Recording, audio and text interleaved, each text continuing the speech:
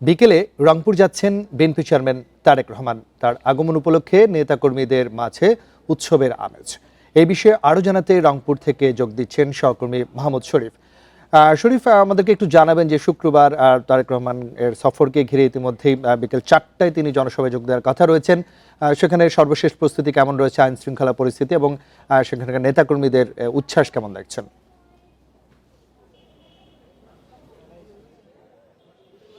দেখুন, ত্রয়োদশ সংসদ নির্বাচন সামনে রেখে ধানের শীষের প্রচারণায় প্রাণ সসের মাখামাখি টেস্ট বার্গারকে করে তোলে আরো ইয়ামি আরো জোস। প্রাণ সসের বস।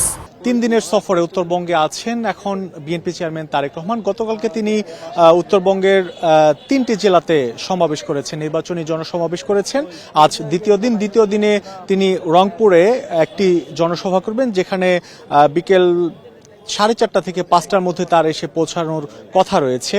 এই মাঠে তিনি আসছেন 2 দশকেরও বেশি সময় পর, অর্থাৎ এবার আসছেন তিনি দলের চেয়ারম্যান হিসেবে নির্বাচনের আগ মুহূর্তে ধানের শীষের পক্ষে প্রচারণা চালাতে।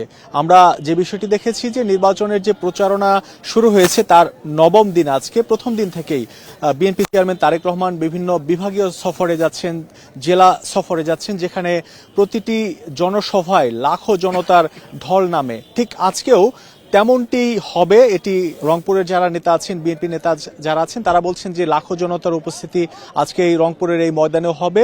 যদিও এই মুহূর্তে মাঠে নেতাকর্মীদের উপস্থিতি তেমন নেই, নেতাকর্মীরা আসতে শুরু করেছেন, যেহেতু আজকে শুক্রবার জুমার নামাজ শেষে দুপুরের খাওয়া দাওয়ার পরেই মূলত নেতাকর্মীরা এই মাঠে আসবেন, এমনটি জানাচ্ছেন এখানে যারা আয়োজক কমিটি আছেন তারা। কারণ এখানে যেহেতু বিকেল 5টা নাগাদ মূল যে কার্যক্রম, সেই কার্যক্রম শুরু হবে, যে কারণে নেতাকর্মীদের উপস্থিতি মাঠে এই মুহূর্তে তেমন নেই। তবে উৎসবের আমেজ বিরাজ করছে গোটা রংপুর বিভাগে, কারণ নির্বাচনের আগ মুহূর্তে আসছেন রংপুর বিভাগে যারা ধানের শীষে প্রতিদ্বন্দ্বিতা করছেন তাদেরকে মঞ্চে পরিচয় করিয়ে দেবেন বিএনপি চেয়ারম্যান। ধানের শীষে ভোট চাইবেন, যাতে ধানের শীষে তারা নির্বাচিত হয়ে এলাকার উন্নয়নে কাজ করতে পারে, মানুষের যে চাওয়া রয়েছে সেই চাওয়া পূরণ করতে পারে, এবং দেশ এবং মানুষ এ দুয়েরই উন্নয়নের জন্য বিএনপি কাজ করছে। এটি বিএনপির চেয়ারম্যান কিন্তু বরাবরই বলে আসছেন, তার যে বিভিন্ন জনসভায় বক্তব্য রাখছেন সেখানে।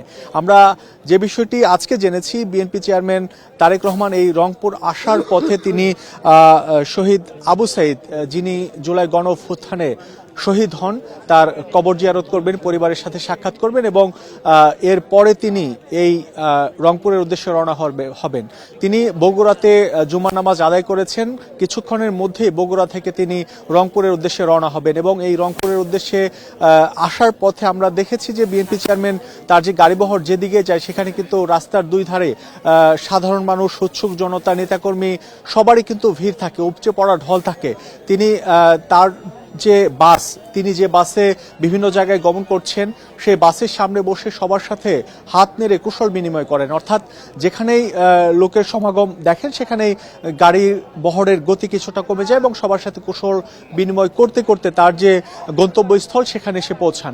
সেক্ষেত্রে আমরা আজকে হয়তো ধারণা করছি নির্ধারিত সময় যে রয়েছে বিকেল 4:30, হয়তো কিছু সময় বেশি লেগে যেতে পারে বিএনপি চেয়ারম্যান তারেক রহমানের এই রংপুরের এই ময়দানে এসে পৌঁছতে।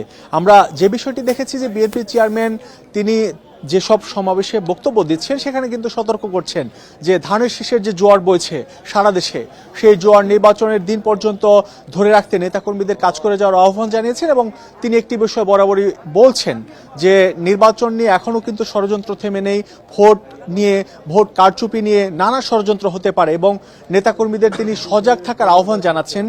তিনি প্রতিটি তার যে সভা সমাবেশ সেখানে তিনি উল্লেখ করছেন যাতে নেতাকর্মীরা ভোরে কেন্দ্রে চলে যায়, এবং কেন্দ্রে যাওয়ার পরে ভোট দেবার পর সারাদিন কেন্দ্রে অবস্থান করে ভোট গণনা শেষে ফল প্রকাশ হওয়ার আগ পর্যন্ত যাতে কেন্দ্রে থাকে।